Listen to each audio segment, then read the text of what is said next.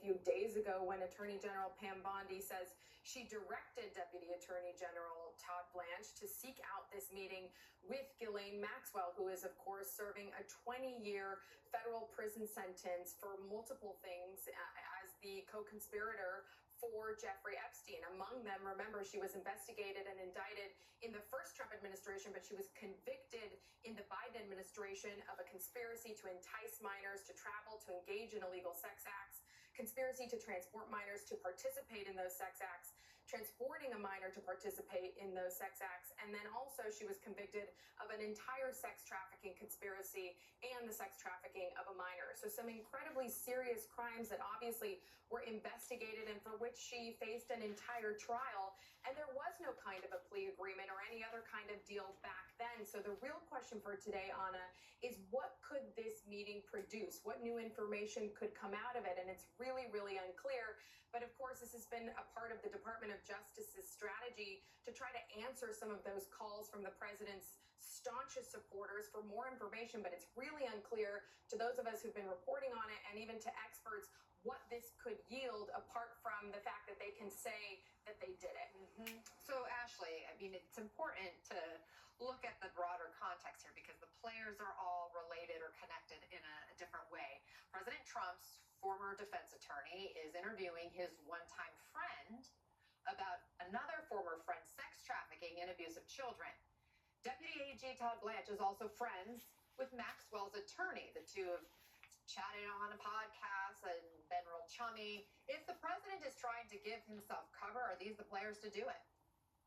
Well, Todd Blanche, as you point out, is in a somewhat uncomfortable or at the very least unusual role in the sense that he is going down there as an emissary from President Trump's Justice Department, but as President Trump's former defense attorney, he also would seem to have a vested interest in protecting President Trump from something Maxwell could potentially say that could be damaging to him, which is not the same role you would play as a member of the Justice Department if you were just simply trying to get the most information out of her as possible.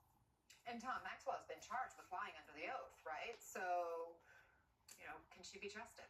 Yeah, let me just read to you what the Department of Justice previously said, including the prosecutors who oversaw her case. Is alleged in the indictment in 2016, when the defendant was given the opportunity to address her conduct with minors in the context of a civil suit, she lied repeatedly. The judge in her case talked about the fact that in sentencing, she did not accept responsibility. They've called out her statements in the past as brazen lies. We know when the FBI went to search her home after she was taken into custody, they found her phone wrapped in tinfoil in an effort to avoid law enforcement detection, according to them. Also bought that home, by the way, under a different name. And in the course of their pretrial investigation, they found that she was not truthful about the foreign bank accounts and the money that she held in the millions of dollars overseas. So this is somebody that the Justice Department has well documented in the past, leading up to her trial.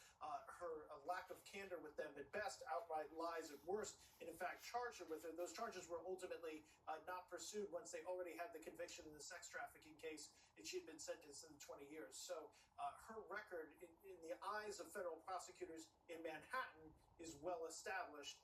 What will happen next as far as what she could possibly offer today? Obviously, that's something that future reporting will build out. One group who hasn't been interviewed, Anna, are the victims. So if you're going to try to figure out maybe what happened, you might want to talk to the victims of the crime as the Department of Justice, where you would normally speak to the people that are looking for justice, and in this case, the victims.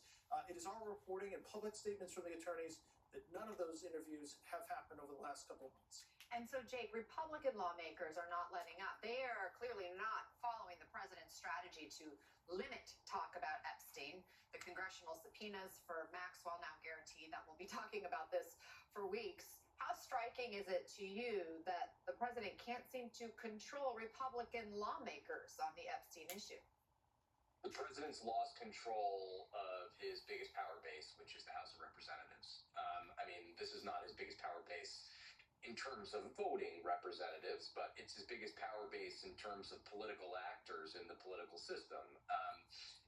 House Republicans are teaming up with Democrats to get more information, to get the Epstein files, to depose Ghislaine Maxwell in prison. I mean, this is a massive story that the White House, and I'll be honest with you, the White House has not given any cover to House Republicans to go the other way. And I think the striking thing is this is not an issue in which Republicans are just doing this because they're eager to go against Trump.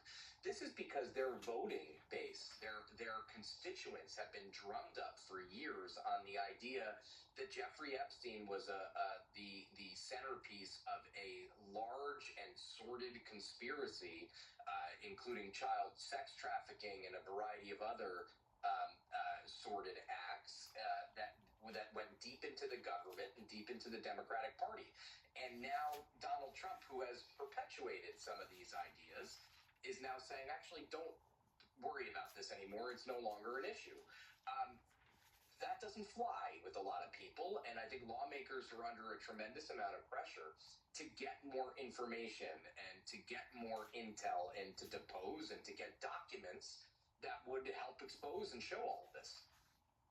Ashley, without falling into the administration's trap of taking the focus off Epstein, we can't ignore how unprecedented it is what Tulsi Gabbard is doing. Can you put that into perspective for us?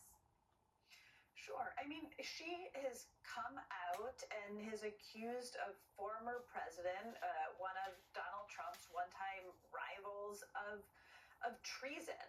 And she is claiming, without evidence, basically, that the Obama administration lied about Russia's interference or Russia's meddling in the election. And what she's doing in some ways is she's conflating two things. She's saying that Russia did not, for instance, hack into voting booths to change votes. That's true. That's not what the Obama administration or the intelligence community found. They found that Russia did meddle and try to interfere, not necessarily successfully, but in the 2016 elections, with an eye towards helping President Trump. They also found she has some other information that the Obama administration did want to finish the assessment quickly before they left office, and put some pressure on the intelligence community to do so.